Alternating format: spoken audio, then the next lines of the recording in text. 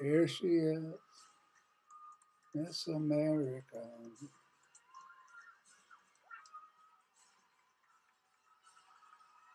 What a shot.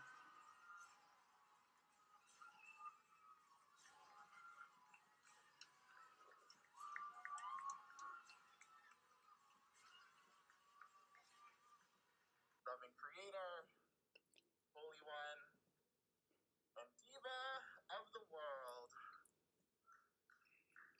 May your word shine upon us like glitter under the stage lights.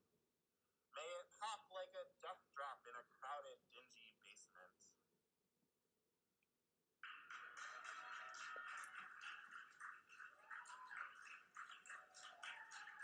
We confess that we have demanded too much from the earth.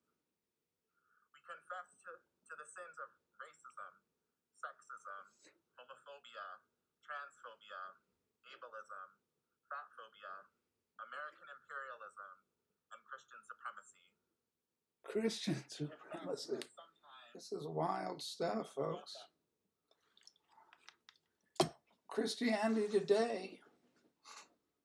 This isn't Christianity Today. This has been Christianity for quite some time. I knew about this. I just picked up. There's another Chicago prophet, I guess you could call him. I don't know what to call Christians anymore. His name's Francis Pearson, and he was playing this, and he was shocked. He's shocked. He's living in Chicago. I mean, I went to art school in Chicago. This stuff was going on. See, I think it's because I come from the liberal world. I don't come from the liberal world. I come from the far, far, far out space cadet station, far left. The, Planet X, Commander Cody and the Lost Planet Airmen, and Frank Zappa and Buona Dick and the burlesque shows and everything. All that's happened is the '60s sexual revolution is now fully. I was painting all this stuff, all these drag queens and mermaid parades and freak shows, amusement parks and strip shows.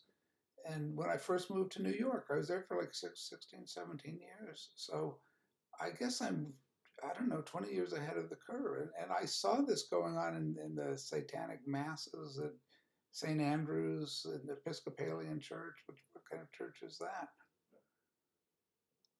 You have to wonder why Christians today seem to have they're like this. It's the blind leading the blind. It's nobody leading anybody. It's like zombies wandering around in circles.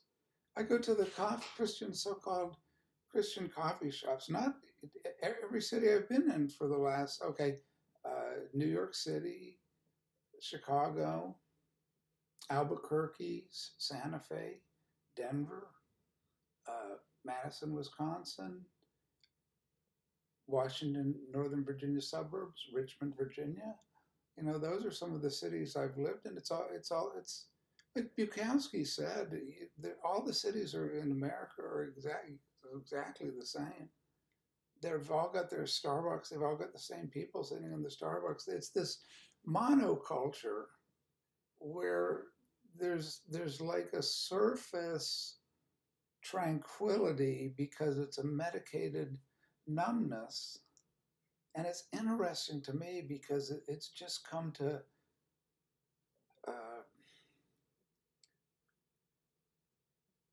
it's reached levels of insanity that I never thought attainable by human beings.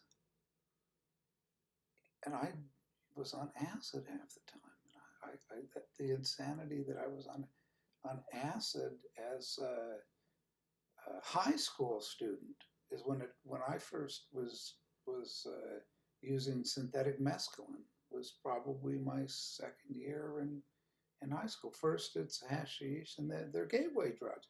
Oh no, they're not gateway. Of course, all the drugs are gateway drugs. Alcohol is a gateway drug to amphetamine, and they're a gateway drug to heroin, and they're gateway. Once you go into altering your state of consciousness, which is the whole point of modernism. If you're going to be an artist and go to art school, what are you going to do? uh, paint people in robes sitting around, or go watch The Chosen, and you're going to play Jesus like Mel Gibson, some bloodbath, which is. I have never watched The Passion. I'm not going to watch The Passion. I don't want to see, this gore fest any more than when I go to Mexico. I can't stand it because it's, of course, that's why Mel Gibson would tune into it.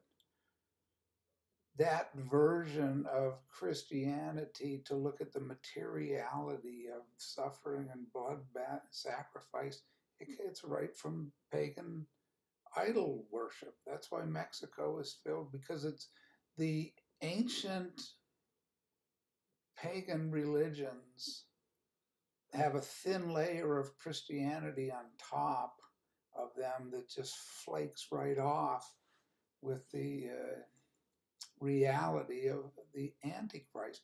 Where does Pope, what's his name, call it? Bergoglio, he's called by the dissident Vigano faction, but Pope Francis, San Francisco. Yeah, he's from San Francisco, St. Francis. And how about the city of the angels? Los Angeles. It's all Hispanic. Anyway, it's the connection there is that Pope Francis is from the Liberation Theology Communist School in the Americas. The communist guerrillas that were at war with, they were on the side of the people against this Somoza dictatorship, who was backed by who else but the United States of America. So we're backing the dictators, and there's nothing about this that isn't political. The true Christ isn't political. The true Christ isn't for Donald Trump, and he's not for the Roman Senate, for Cato and Seneca and Julius and Caesar and Augustus. That's what Paul, when he's in Rome, he's talking to a tiny little minority that are underground, with their lives being threatened by these people. These what would you call them? The Pharisees and the Sadducees and the scribes. And who are the scribes? The lawyers. So we've descended into kind of like you can't go any further down. In other words, we've just reached where where modernism began at the tail end of the Western civilization, and picked up with the Marquis de Sade and torture chambers and the French Revolution and the Jacobin. That's one of the socialist radical New York newspapers, the Jacobin. Yeah, communism, it didn't work in Mao's China. It didn't work in Russia. It didn't work in Castro, Cuba. It didn't work in, but it did work in Nicaragua. Bernie Sanders is behind. Bernie Sanders is behind Castro, and it works in Vermont. Really works in Vermont. Everybody's except we have to stop global warming. None of it makes a bit of sense unless you're Satan, and you're a Satanist, and then this fill the churches with drag queens, and fill the churches even better with lukewarm pastors that don't have any, that are kind of mealy-mouthed and say, we just love everybody, particularly around here, because it's all connected to the military-industrial complex. Most of the people are working for the CIA or defense contractors. Their war machine is who's employing everybody, and the feeder economy off the bureaucracy, the mushrooming bureaucracy. There's 11, I don't know how many intelligence agencies. Back when I was counting them, there were the NSA and the CIA and the FBI, and the OSS came out of the CIA. I was watching the debates when Hillary said how many intelligence agencies reported that Donald Trump had been involved with Russia. Of course, he wasn't involved in Russia collusion. So we just keep spiraling downwards. We just keep pushing the envelope, the envelope being the envelope into complete detached reality detachment.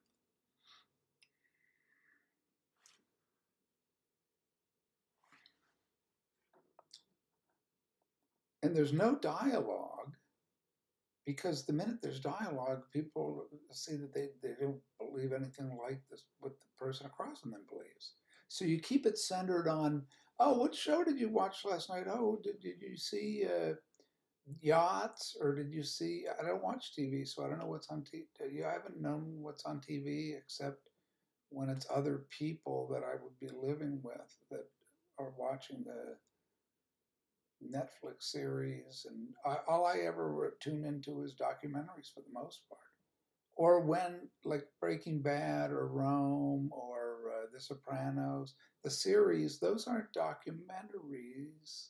I mean, those are art fiction. Those are documentaries. All of Let's Call Saul is based on the Mexican drug cartels. It's just lifted from the reality of that hellish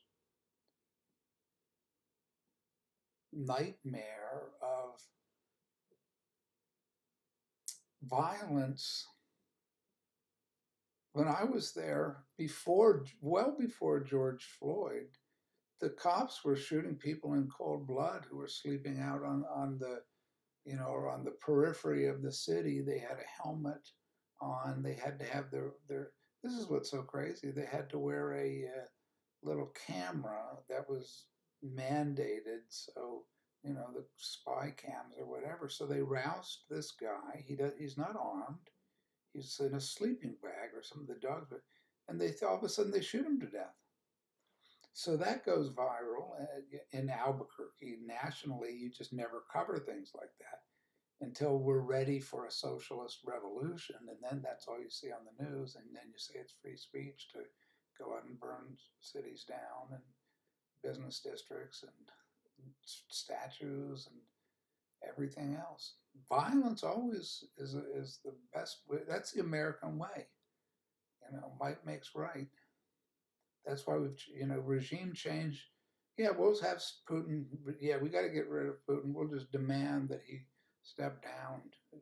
Back in the old days, Henry Kissinger said, and there's a Confessions of an Economic Hitman. John Perkins, read that illuminating book about American foreign policy back in the days of Torrijos and Panama, and or the Americas in general were our sphere of interest. So whatever governments weren't to our liking, up until the point that you had the Sandinistas, and since then it's been like Bernie Sanders, a certain leftist, Jewish leftists in particular. That's Karl Marx. That's Leon Trotsky. That's the whole notion that social planning by a centralized government is the way to utopia. You just dictate that everybody else have your values, and if they don't, you're a fascist and a white supremacist, and it makes no sense whatsoever. And for one thing, since Bernie's Sandinista, why is Russia staging nuclear weapons and troops in Nicaragua with the welcoming arms of Daniel Ortega and the Sandinistas? Why don't we send the diplomat Bernie Sanders down there to his pals in Nicaragua or AOC? Or it's not. It's beyond absurdity. It's like it's like cancel culture. It's cancel reality. Conservative Christian. What would a conservative Christian be anymore? I can't imagine. I mean, Charles Spurgeon. Here's a conservative Christian. John Owens. It's this level of impossibility. Here's Charles Finney, uh, repentance. Jonathan Edwards would be a conservative Christian. You know, David Wilkerson or Leonard Ravenhill. I don't think there's been a conservative Christian for the last 40 or 50 years. Certainly the Pope and all the New Age dancers that came in with the Jesus freak Protestants or multi-denominational churches. There was a church out called Mile High Church out in Denver. They sing to Bono and Bob Dylan and Leonard Cohen books. And this goes back to the crackpot theosophists, Ernst Holmes and Neville and the mystical brotherhood of whatever paganism. It's simply the same thing, the same wolf in all kinds of different clothes. I checked it out. You know, they have like there's one with a big hairdo. They're sitting in their thrones, and everybody's dancing. And who's coming is the Beatles. There's not just the Beatles music because they're Freemasons. I mean, the cover of Sergeant Pepper's is Aleister Crowley and going right back to Oscar Wilde and the whole Arthur Rimbaud and I mean, put Picasso on there. Why don't you put I mean, you've got Terry Southern, you've got the Bohemian Lodge people from Hollywood, you've got Paramahansa Yogananda, you've got. It's made perfectly clear that this is the one world religion. So I don't understand personally why there can't be a recognition of that when what I just showed you has been happening, for I don't know how many years, 8 years, 9 years. I had a messianic Christian showing me the Satanic Fashion Show in St. Andrews. I don't know how long ago, 4 or 5 years ago.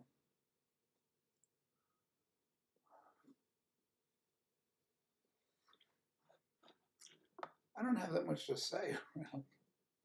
I mean, I'm well aware of the forces that are at work here, the spiritual battle that's going on here in the heavenlies between God and Satan, between the forces of light and the forces of darkness, and that the manifestation of evil over the last few years and the ascendance, it's kind of Lucifer Rising as a Kenneth Anger film. I think anybody type in the name Kenneth Anger movies and you'll see music by Mick Jagger starring Marianne Faithfull, Mick Jagger's girlfriend, and Bobby Beausoleil, the Manson murderer, and the Egyptian pyramids with a UFO flying above them, and all the sacrifice rituals.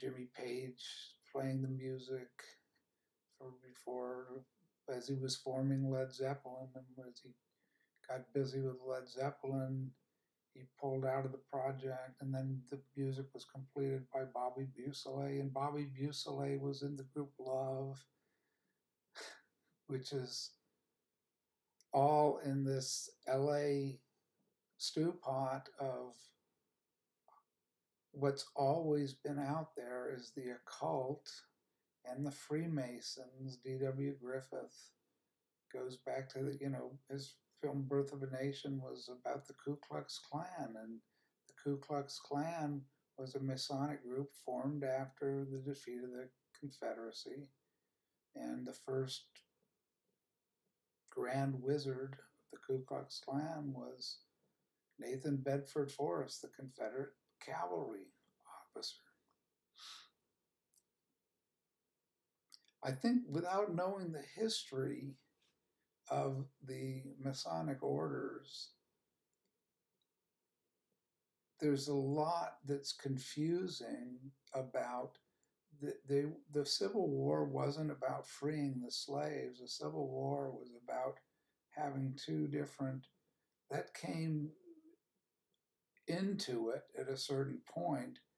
Then there were a lot of people, including Charles Finney, who I just showed you, who was in Oberlin College, who was a president of Oberlin College as a Christian, like Harriet Beecher Stowe. The notion that Christians and white Christians are racist is ridiculous. A lot of them are, and some of them aren't. In terms of them being at the forefront of the movement in the North to free the slavery because they knew it was against God's laws. On the other hand, the Lincoln cabinet were Freemasons, and Lincoln himself had a realpolitik view, economic view about holding the Union together, and he wasn't motivated solely by the let's go to war to free the slaves, nor no more than the Irish immigrants who were being drafted because they were the poor, and the wealthy New Yorkers could get out of the draft by having a poor immigrant take their place and go and get. So they weren't fighting to free the slaves, they were the slaves. And they also formed all the gangs, and the Irish formed the political gangs. And Joe Kennedy of the Kennedy clan comes out of that. The Irish are who took over the political structure. And Boston and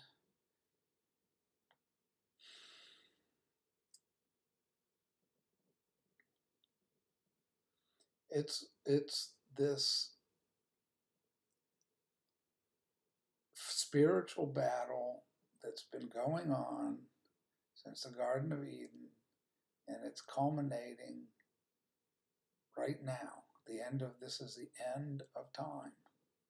It's the end of the church age and the beginning of the tribulation period, and then there'll be the second coming. First, there'll be the worst kind of horrors that anybody can imagine. So that's what I'm trying to move people's attention to, that with all of this, where am I going to get my next Happy Meal, or where am I going to, join up with the band and sing my Led Zeppelin songs.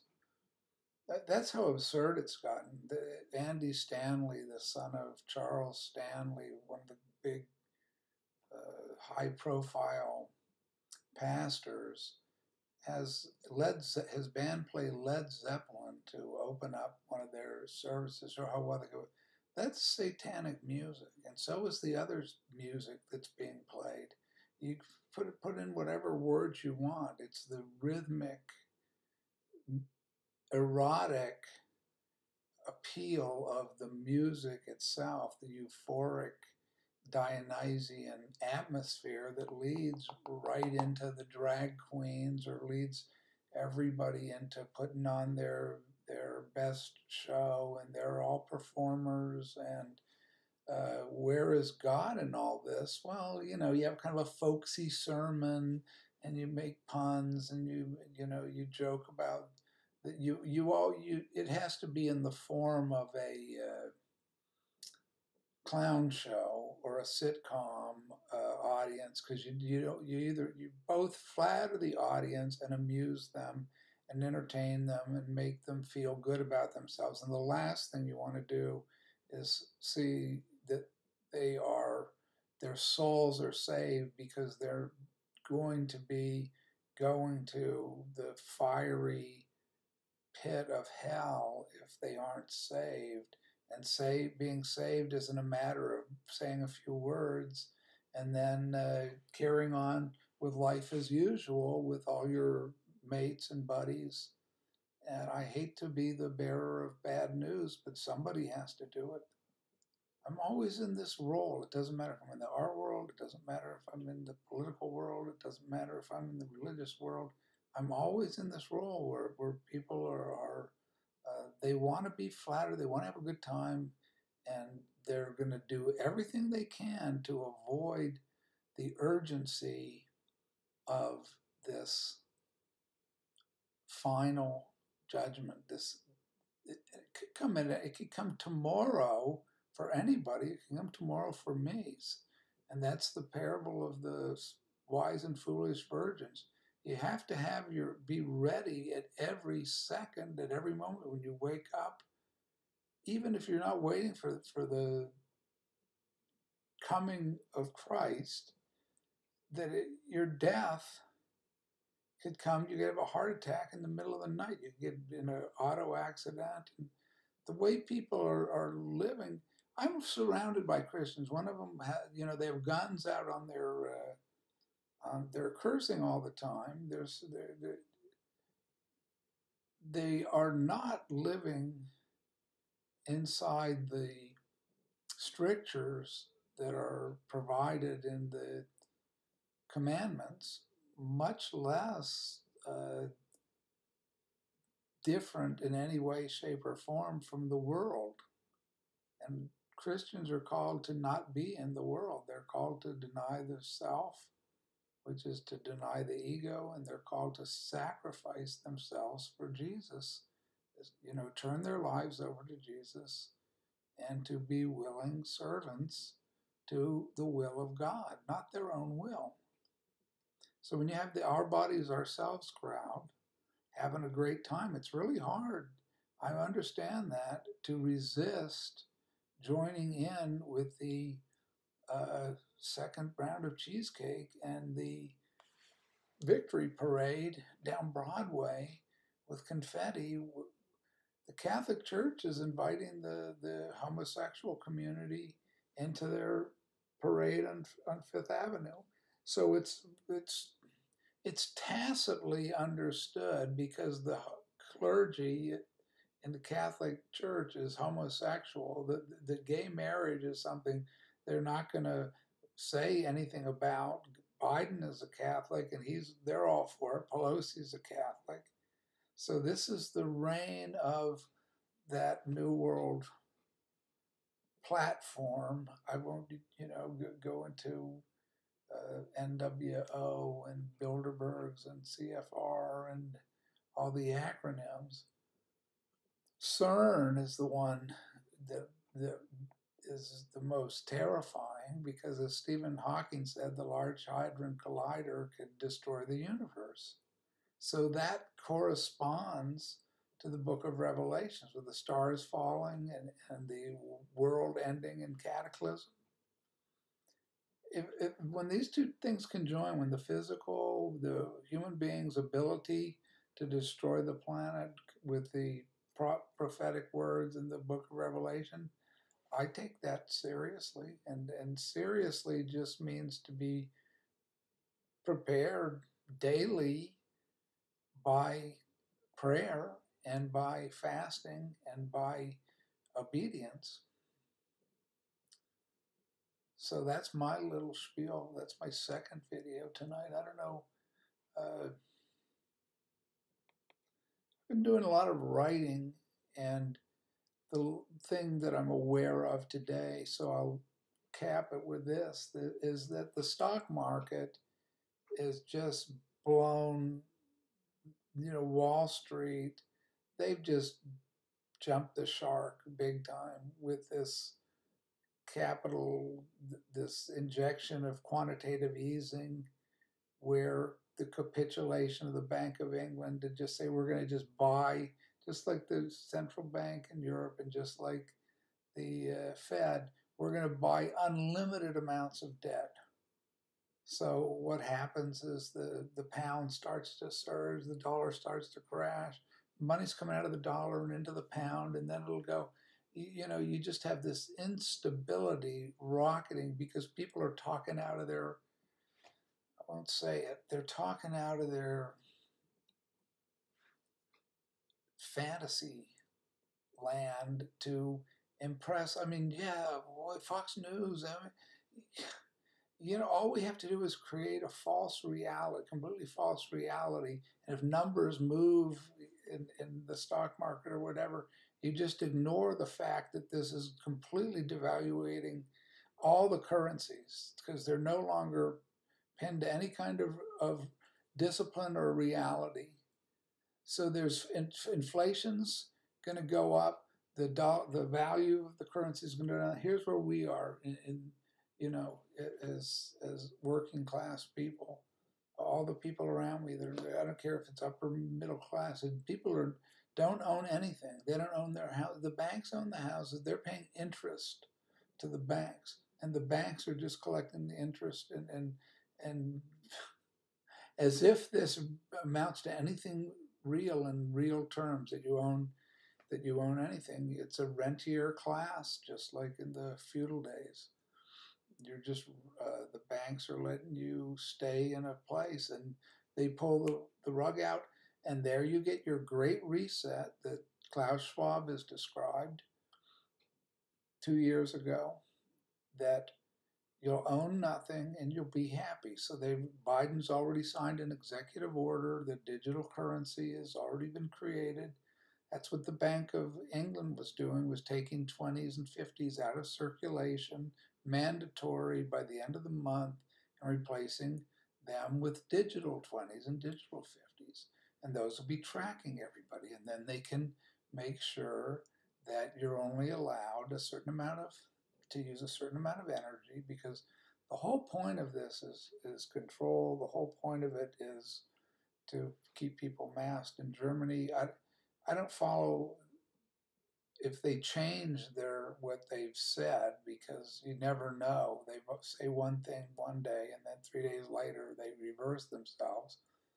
But October 3rd was the day that they were going to be doing joint exercises with German troops and police on the street, and reintroducing the COVID mandates, in the sense that unvaccinated people have to be vaccinated if they're going to have social rights, just like in the old days, which weren't that long ago here, if anybody remembers. So those are my thoughts this evening anyway. September 28th, 7:48 p.m. It's all quiet it's all calm before the storm, is the way I see it. I think some big things are going to happen within the next couple of days. Certainly for me, it's like November 11th or something like that.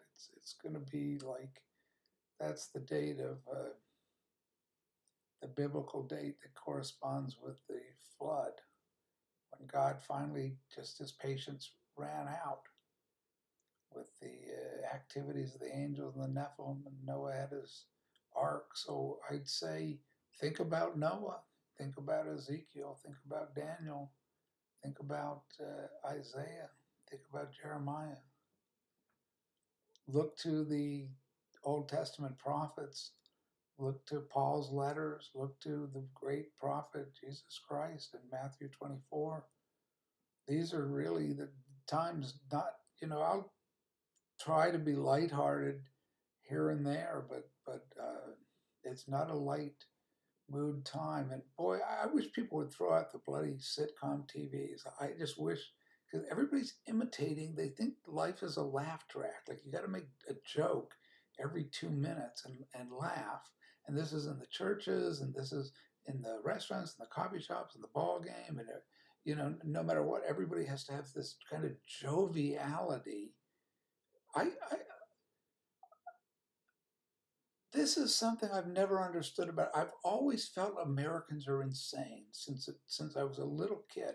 I remember, his girlfriend and meeting her parents and their extended Jewish family, and it was like I was on a bloody sitcom where I'm watching people just look, and then behind the scenes, it's a facade of jokey, but really it's like the humor. You look at Seinfeld humor, it's nasty. Larry David humor is nasty. All of this stuff is just Dave Chappelle has gone from being funny to talking about masturbating. Although there's a certain point at which the raunchiness of the Sarah Silvermans and the Dave Chappelles, it's across the board because and if it's political humor, it's all about sex. And then you have a Donald Trump talking about his genital size. And so it's a country that's lost its marbles in terms of any kind of sense of values, where you don't have women with their butt hanging out, drag queens running around a church with everybody. They're wearing their masks, you notice, and we're all on the let's make it. Oh, it's Oprah. That's what it is. It's Oprah Christianity. Yeah, and if you say a word against it, then you're a hater, and you just hate people. The people who hate people are the Oprahs. The people who hate people are the socialists and the communists. People hate people with the cancel culture and say anything that you say we're going to cancel, but we're allowed to just tromp all over the place, and I'm not going to say anything about what they're doing. Like Hunter Biden, maybe, or Bill Clinton, maybe, or we're not going to say anything about that because they're all politically correct. That's all you have to do is talk a lot of crap and, say, I love, love, love, love, love, love, love. All right, sayonara, love, love, love. God bless everyone. Stay safe, read your Psalms tonight.